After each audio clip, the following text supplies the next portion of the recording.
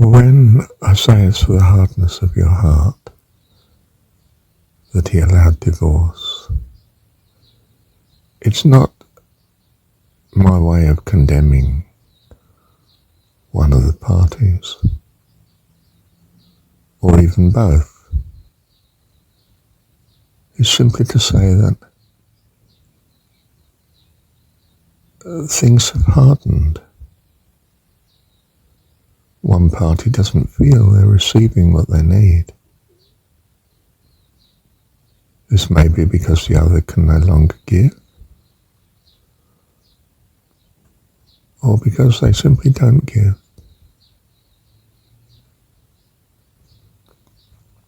Or can't give. They're not able to give what the other party wants or needs. So there's resentment and all sorts of things between the two. And this is hardness. The hardness is not ideal, but we're not blaming people for the hardness.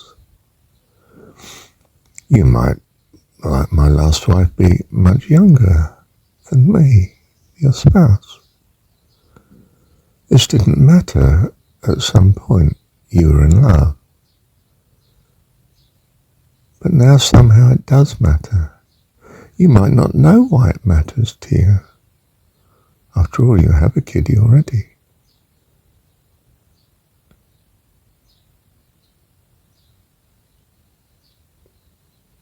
But you just know this is how you feel. You could say this is the hardness of your heart, but it's not of your volition. You're not to blame.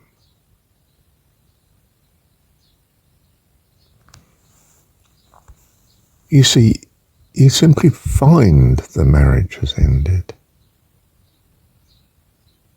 You're no longer loving each other's company. You're no longer meeting each other's needs as perceived. You could say it's perceived because, or that's what we define as hardness. But it's not blame. If you had a magic wand, you would make your partner the ideal and stay true to them forever. But you haven't. You find you're a part in the relationship. And it's for the hardness of heart, yes. But you're not to blame. I am compassion. I understand.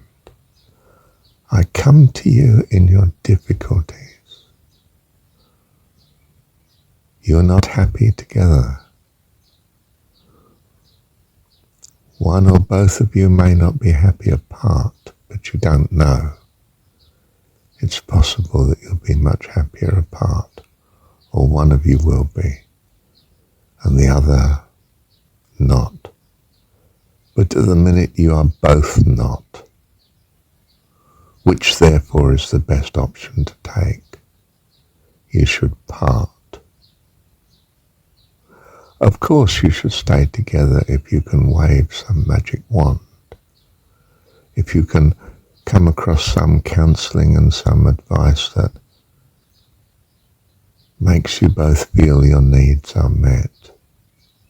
Well, that would be wonderful, and we do what we can to do that. But when we are failing continually to do that, then realize there are better options that you should be considering. You can part. One of you may be continually unhappy, but that is better than both of you being continually unhappy. regardless of what you might think of who is in the right or wrong.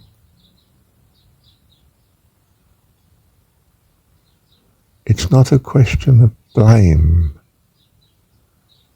It's a question of what is best in the circumstances that you find. Of course, change the circumstances if you are able. My second wife, for instance, was encouraged by her girlfriends to start making herself look nice again. And she did. And it did wonders for our relationship. It just did. And of course it was as much my response to her looking lovely and wanting to be lovely for my sake, and her desire to want to be lovely for my sake. I was being blessed by her loving kindness. Of course the relationship improved. Both because I was receiving what I needed, and she was giving happily and successfully. So that was wonderful advice from her good friends.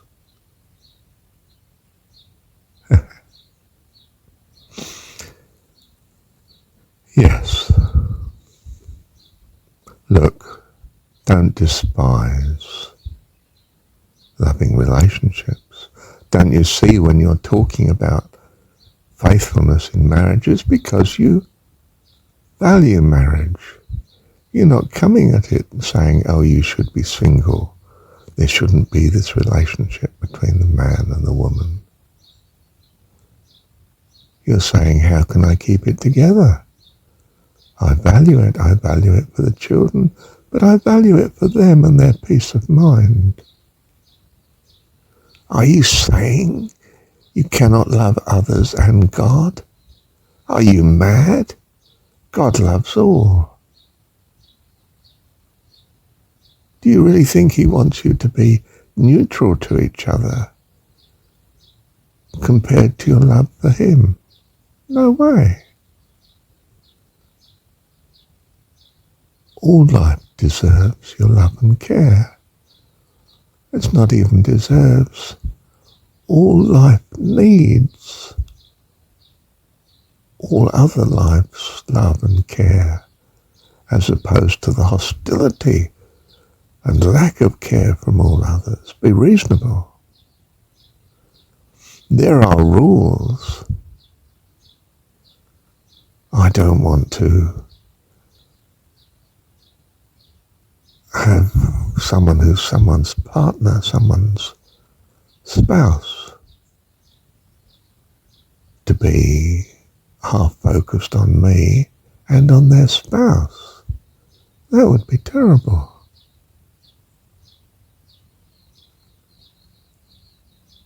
I want their relationship to be fulfilling. I want everyone to have such a relationship.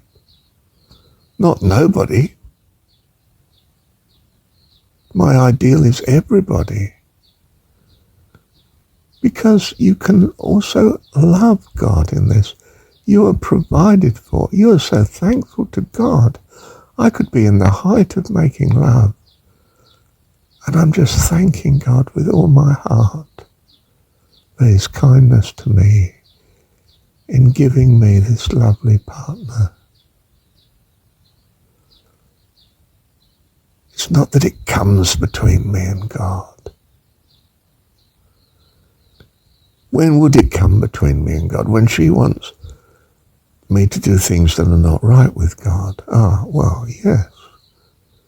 Now we have a problem. But the solution is not that you throw marriage out the window. The solution is we want the loving relationship to put God first. Not put the relationship to of no account. That's a nonsense.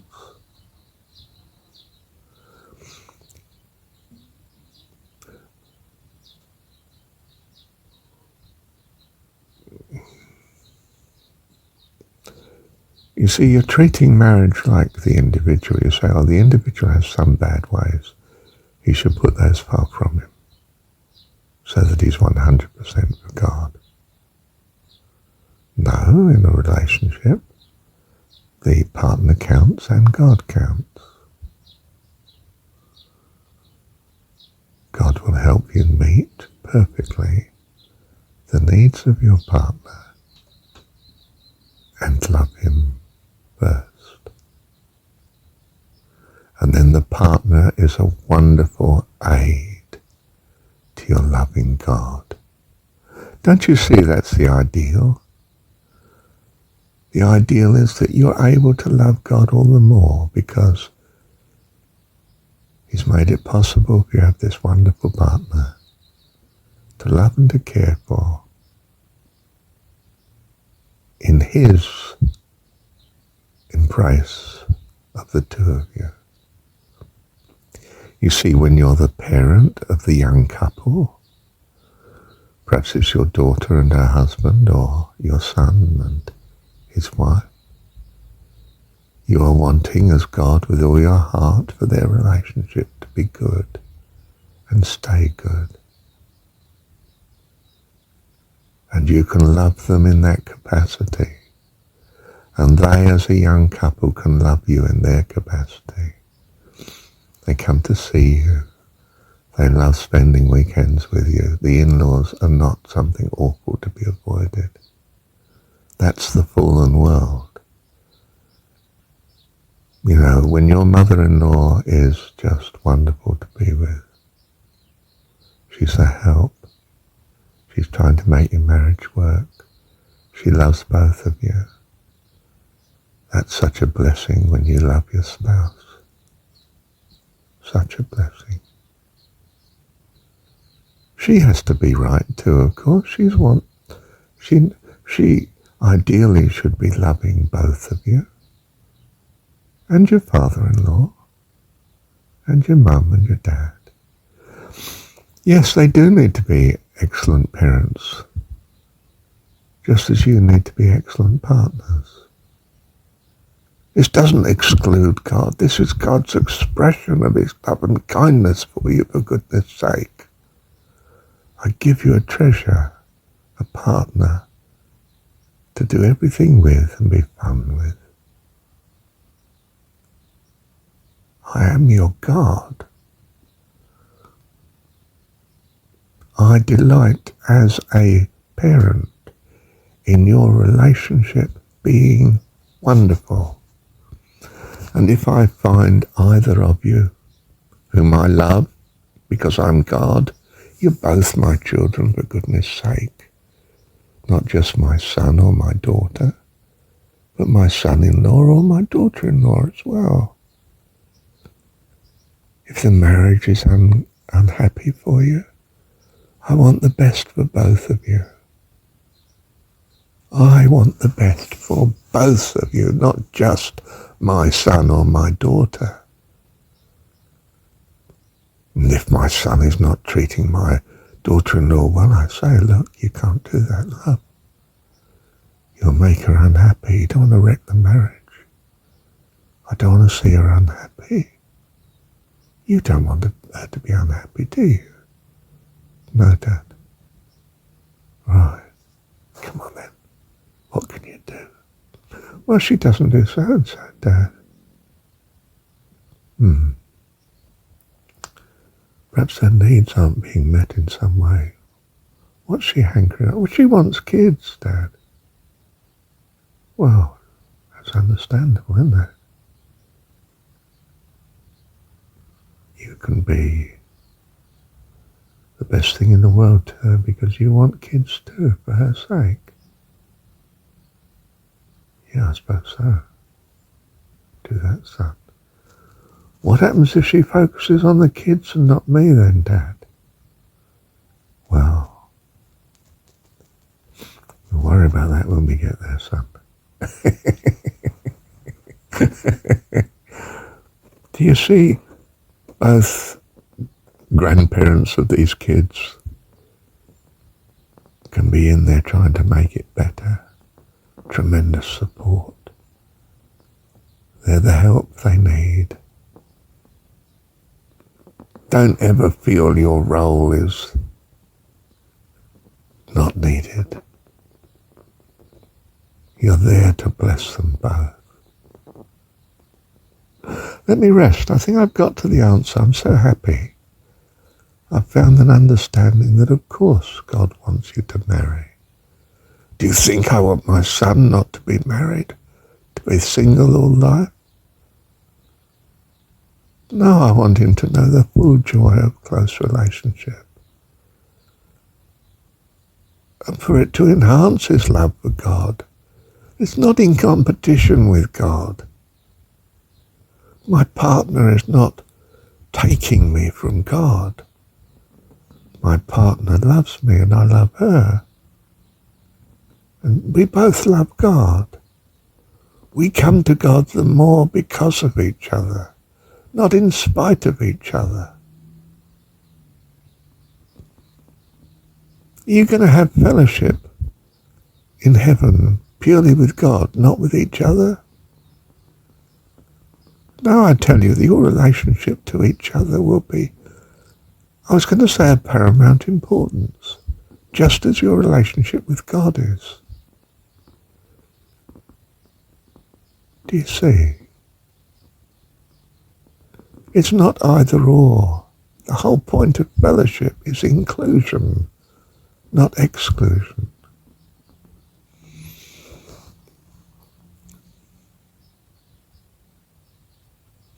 Now, in heaven there isn't this sexual drive thing. There isn't this single pairing thing. We are in harmony with all wherever we go. It's not an exclusive loyalty. On earth, we are given a situation where it's exclusive. You have a partner.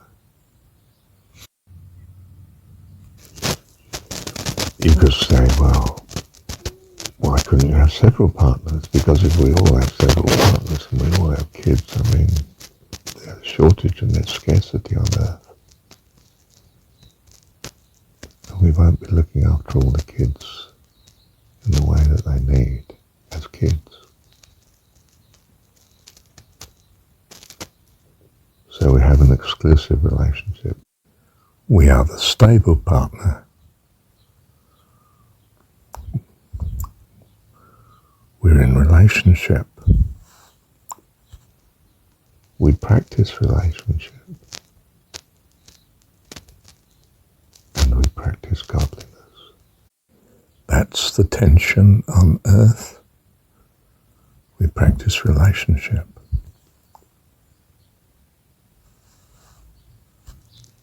But we don't put relationships at nothing. We give what we should give. And don't give what we should not give. Hence when he says, don't give the children's food to the dogs. There's a principle in there. We are meant to have priorities. Your priority is to God. Your next priority is to your partner. Next priority is to your kids. It's not just the man that does this. It's the woman too. She's in a situation where she can't look after the kids without having the man. She's in poverty and the kids are not cared for. So her priority is not to the children. It's to the partner. And their joint priority is not to each other. It's to God. You see, everything is in its right place. Does that mean we don't care for our children? No way. It is our loyalty to each other that makes it possible to care for our children. We as partners meet each other's needs.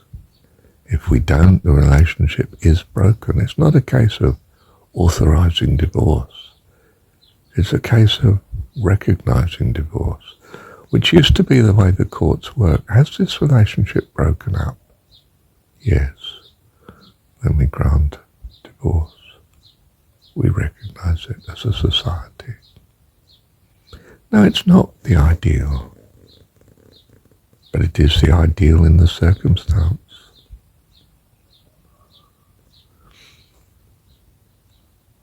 Now, we as a society are concerned not just with the two parents, but with the kids as well. What's best for them? And we try and work out what's best in the circumstances. Thank you, Dad. God has brought us to a conclusion. No, he loves marriage. It's right in this world, in this dimension, in this universe. It's a relationship and it counts. It's not to be put before God. You can't live without God. God is priority. Then comes marriage. Your relationship with each other. Then comes the children. Your love and care for the children. It works. Do I mean it works in that there's never divorce? No, I don't mean that.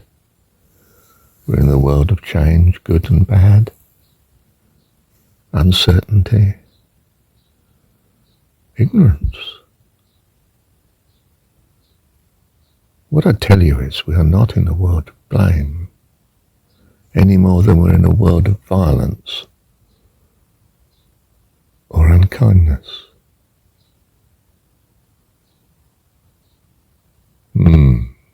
That's important to know. For blame doesn't create, it discourages and destroys. And you don't want to do that. And certainly God doesn't want to do it. If your God blames, you've got it wrong. You can go down that path for a long time like Christianity has. But it's not Jesus' way. When he says for the hardness of your heart, he's not condemning. He's come that you might have life and have it more abundantly. He is understanding as God is understanding. He's saying, I realize things have hardened. Not I blame you for it, or one of you, and the other's an innocent party. Or both of you are to blame. I'm not saying that. I'm saying things have hardened. They're no longer the loving softness and goodness necessary for life. So he allowed you divorce for the hardness of your hearts. Because you needed it. Because he loves you. Now, certainly, what can we do for the best in such circumstances? It's not ideal. You're here to experience what's not ideal. To some extent, so that you learn. This is an incredible learning classroom we're in. But don't despair. These lessons are only for a short period of time. Enough to teach you eternal values of harmony. You're learning by hearing, by seeing, and if necessary, by experiencing. It's for a blessing. Trust me. You're not here to make the world perfect. You're here to make your life eternal, feasible. And that's what the experience is for. Hold with it. Yes, you find that, but divorce is terrible. Yes, that's right, isn't it? You're right. And now you know it. You know it for real from first-hand experience. And you'll do all you can to bring harmony and love. Because that's what your values are. For harmony and love. Thank God for the lesson then. For For you are now ready for the kingdom of heaven. Bless you. And you are blessed. That's the whole point. I mean, to say the obvious, God knows what he's doing. Trust is of the essence of things, and you've good reason to trust him. You and this universe wouldn't even be here but for him. You have excellent reason to trust him. And you're going to do it with all your heart. Because you're a child of God. You have God in you. You are his genetic makeup. You find the will to trust him because you are a child of God. Not you become a child of God by doing it. The prodigal knew, I am my father's child. I can go back home any time. In some sense, I'm always acceptable to him. I'm privileged. I am his son. I may have stuffed up, but he hasn't. He's still loving and kind, the wonderful person he always was. How much more your God to you loves you to bits. Bless you. Thank you, Dad. Oh, I'm so pleased with this recording. I had great difficulty. I hate this doctrine of renunciation. You know, we're even renouncing the primal relationship in life, marriage and children. Are you mad? Do you think God's got it completely wrong?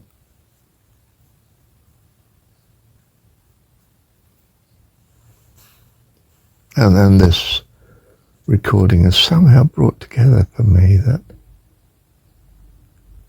no, marriage is right. Divorce can be right in the circumstances. And in what way it can be right. Not that it's going to bring all heaven on earth. That's not the purpose. One of you, or even both of you, may find that divorce is a disaster. It's good to know that. You change your values.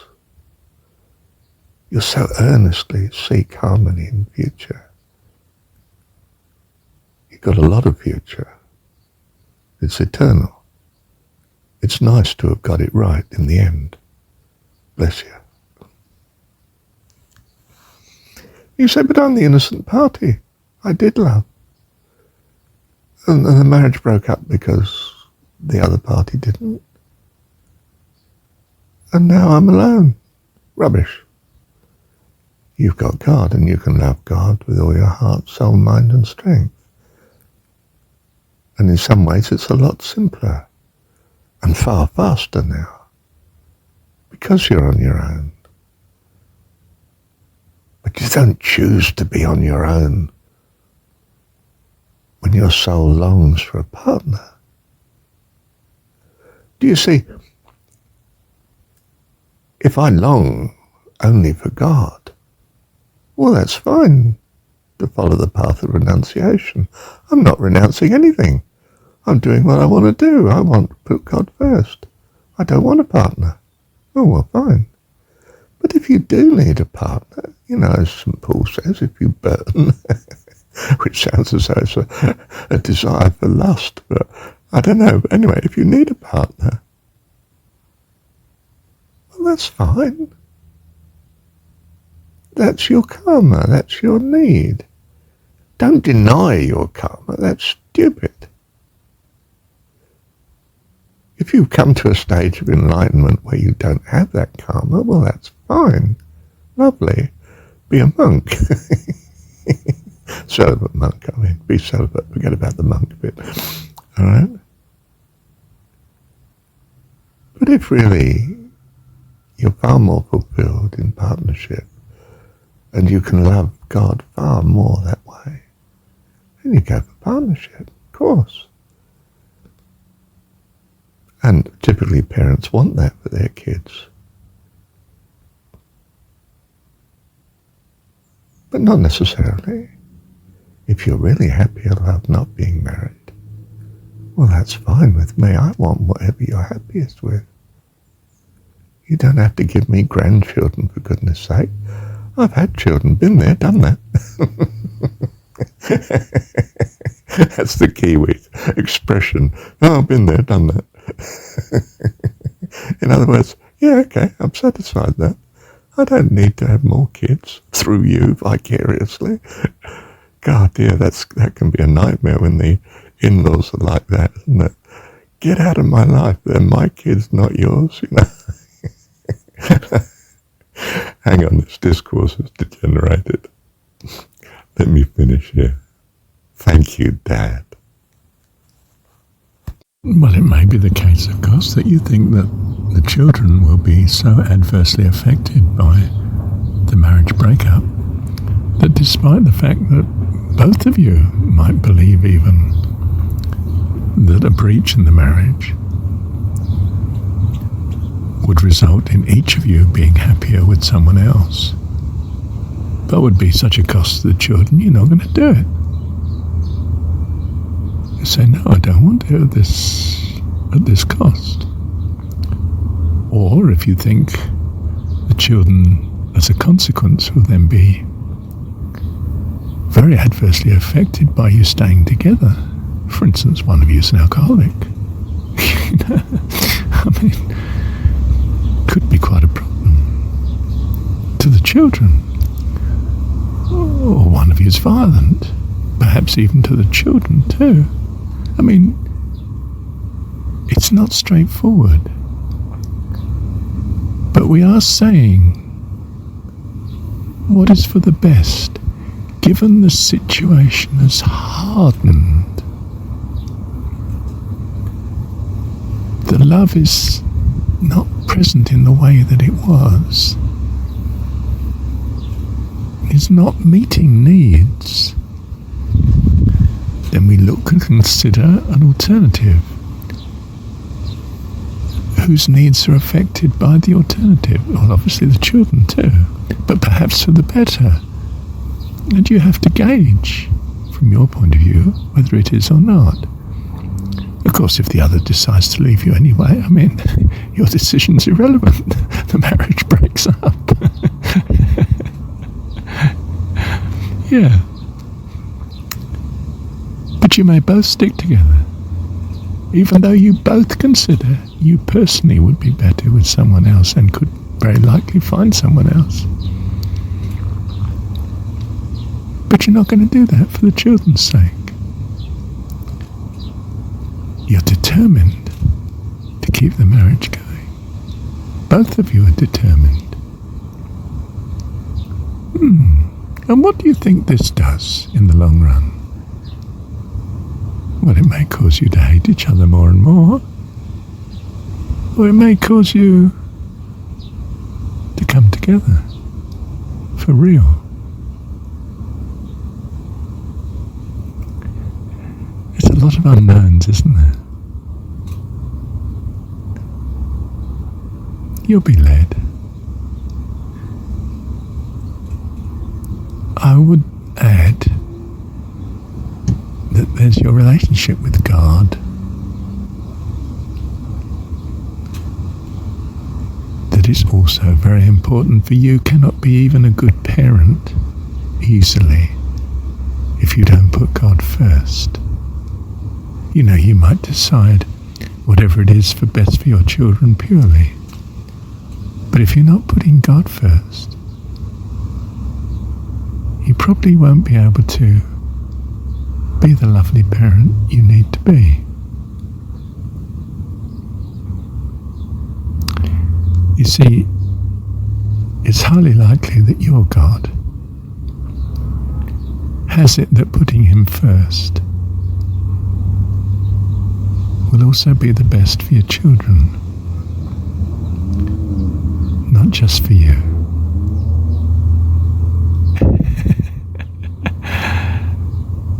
Think about that. loves your children and you equally. It's not just the children like the courts take the view, oh, we're just interested in what's best for the kids. No, God is interested in what's best for you, the children, and your husband. To him you are all children, and he loves you all. And you will all ultimately be members of the host of heaven. And he's putting you together for that eternity in the best way he knows how. And I would imagine and trust that way is pretty good. Bless you.